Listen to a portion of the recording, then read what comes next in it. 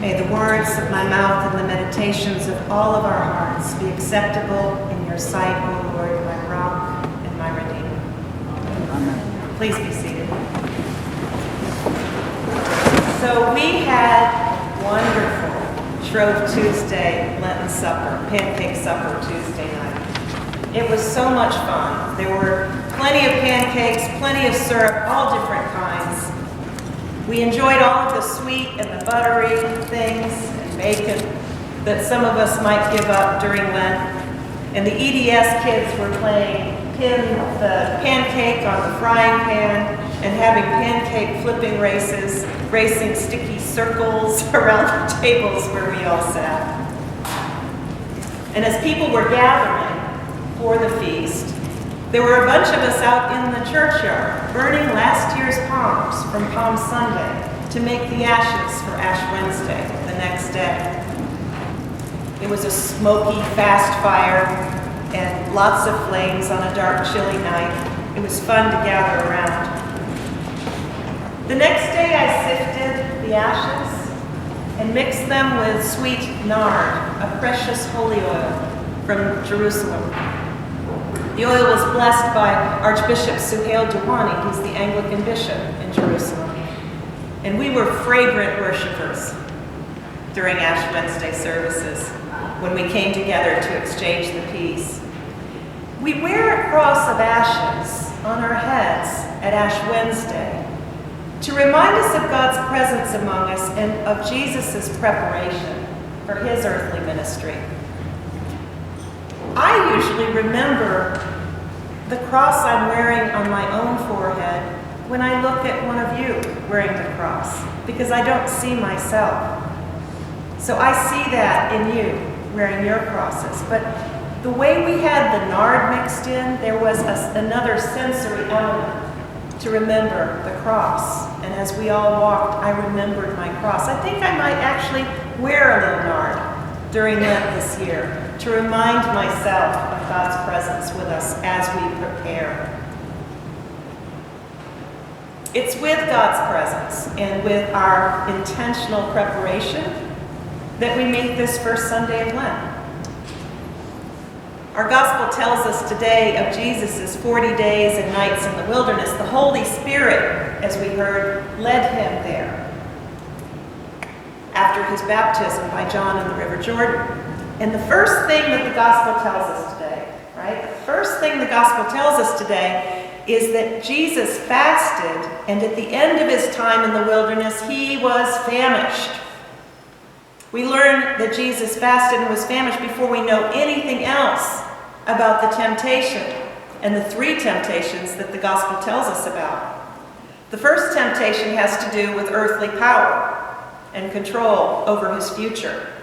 Sure, Jesus is fasting and hungry, but what the tempter actually says is, if you are the Son of God, then turn these stones into bread. The whole premise of the tempter's if-then clause is about power and control, not about fasting and self-denial. If you are the Son of God, then turn these stones into bread. And it's really only important to the reading to know that Jesus was fasting and famished to raise the stakes on the power play, for the temptation to have teeth, and for the tempter to be sure that Jesus had skin in the game. Let's say your favorite food is ice cream. Or let's just be honest, and let's say my favorite food is ice cream. And let's say that I also love oysters and have eaten way more oysters than a polite person should. Then the tempter offers me a bowl of ice cream. I have to say that maybe after 6 dozen oysters, I wish that were an exaggeration, I have to say after 6 dozen oysters, maybe I'm not all that tempted by my favorite food of ice cream. I'm not facing a powerful urge. I think that is what the gospel is telling us. The reason for his being famished is to raise the stakes, to sweeten the pot, as you say, on the nature of temptation. Often our tradition and our faith memory focuses on self-denial during Lent, the Lenten fast. And I want to be sure that we also remember the important work of preparation for our earthly ministries that's all around our purpose. And what is the true nature of temptation? Jesus' 40 nights and days in the wilderness was about temptation. And we don't know what he did for that whole 40 days, but we do know from the passage today that there were 3 temptations. Only the first, interestingly, takes place in the wilderness, right? The second is on top of the temple in the center of the old city, in the center of Jerusalem.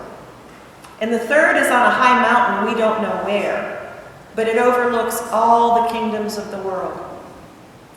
And the whole time Jesus was in the wilderness, he was never more than an hour or so's walk out to warmth, to the comfort of home, to food, to water.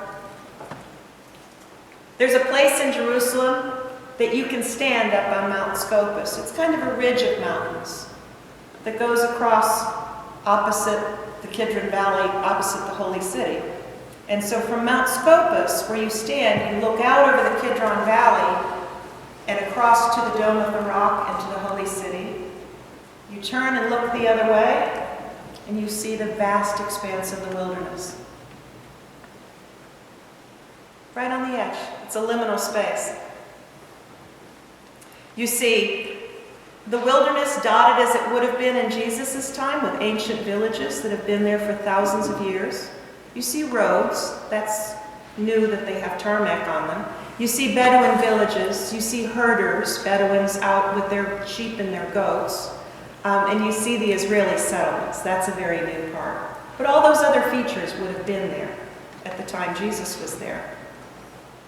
So it's important to understand how accessible the wilderness is and was to Jesus, because it's really a place any of us can go. Now, today, tomorrow, when we want to reduce our distractions and when we want to turn down the noise to focus on who we are becoming and who we want to be. For Jesus, really figuring out temptation was not about hunger and whether he could keep his resolutions while he was hungry because he was tempted to eat, but about recognizing his own motivations. What is temptation, really? Oscar Wilde famously said, "I can resist anything but temptation." And in the wilderness, Jesus was facing temptation and wrestling with difficult priorities like earthly power, ego, control over his future, obedience to a life he was choosing. And his famished fasting just raised the stakes on the wrestling match with the tempter. Musician, theologian, and former Yale Marquand Chapel dean Maggie Dawn writes, "If temptation were all about blatant wrongdoing, it would be a lot easier to avoid. Right and wrong is comparatively easy, even for we flawed human beings. But real human motivation can get really tricky. We can do the right things for the wrong reasons, like giving up chocolate for Lent, so that everybody will notice and think we're very holy. Or giving up carbs to lose weight and fit back into our favorite pants, using the structure and discipline of Lent as a mechanism for our own vanity. Oops, I know I've stumbled there. As poet T.S. Eliot wrote in Murder in the Cathedral, a play about 12th century Archbishop of Canterbury, Thomas Becket's martyrdom in the cathedral in Canterbury, the temptation of misleading ourselves about our own motivations is one of the toughest of all temptations to resist. In his case, Thomas Becket wanted to be a martyr. He wanted to die in what he thought was Christ's glory for his beliefs. He had to check himself during the whole political process that led up to his martyrdom to make sure that it was his beliefs themselves and not the thought of the glory of martyrdom that he was committed to. Here is Thomas Beckett's reflection on temptation in Eliot's play. The last temptation is the greatest treason, to do the right deed for the wrong reason. It's important to notice our motivations for our actions and our decision-making processes to stay connected as the Easter people of resurrection and new life we are trying to become. If we stay connected to the truth and goodness that reside in God, rather than finding the right thing, chocolate, coffee, wine, or cake, to give up during Lent, we can live by the motto drawn from Augustine's teaching. Love God and do what you like. Overcoming temptation for all of us as well as for Jesus is not about obeying rules. It's about identifying our underlying motives, about the choices set before us, and about taking the ones that make us fully human in honest service of our calling. Just last week, I toured the Martin Luther King Community Center. You know that Emmanuel Church has certain monies, the Margaret Baum funds, that are given for the relief and social mission in the community.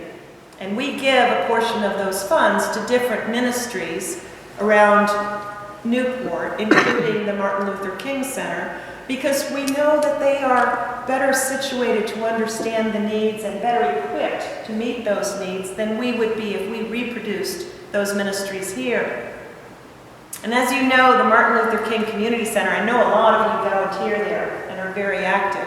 It has an incredible reach, and it does amazing things, providing food resources, meats, fresh vegetables, which I had no idea about. Meats, fresh vegetables, milk, canned goods, boxed goods. They also provide nutritional and cooking information to people so that they know how to use some of these vegetables they might be unfamiliar with. And Emmanuel has provided fresh produce to the MLK Community Center in the past through the hydroponics unit that many of you are aware of we've had downstairs. And just this last week, Catherine Curtis and Jim Chase at Salve Regina and 4 or 5 of their wonderful volunteers, the students, came and restarted our Emmanuel hydroponics unit, planting the seeds that will produce lettuce and kale and other greens for the MLK Center's Food Resource Center. Growing food during Lent is a counterintuitive and kind of surprising Lenten discipline, but very fitting to prepare ourselves for our ministries. We can work to serve others and act in kindness and care to our environment, all while living into our ministries and a commitment that is fulfilling and enriching. We can do the right thing for the right reason. And it's interesting, isn't it? I was thinking about this, that seeds aren't dormant while they're sprouting, are they? They're laying in the earth, or in our case, in the hydroponics unit. We put it in the gym this time. And they are lying inside their sheaths. They didn't give up anything. They're not giving up anything. They're taking in water. They're taking in nutrients from the soil or from the fluid mixture that they are bathed in. And they're greening and growing and becoming inside their seed sheaths. And the seeds are kind of great metaphors for us during Lent, for God's people. We might fast to reduce our distractions so that we can focus, but without denying ourselves the water and the nutrients and the prayer and the study that we need to grow and change. Thinking back to Ash Wednesday and our palm crosses on our foreheads, made from the palms burned on Shrove Tuesday, It's interesting to me to remember that ash and ashes has been used as fertilizer for millennia to stimulate new growth. And I hope that the memory of those ash crosses on our foreheads can nurture us and feed our growth during this Lenten season as we pray and nourish ourselves in our faith and sprout and grow and green inside our seed sheaths. Let's keep those ash crosses in our minds and hearts, and maybe hold that scent of that holy nard in our memories and in our prayers.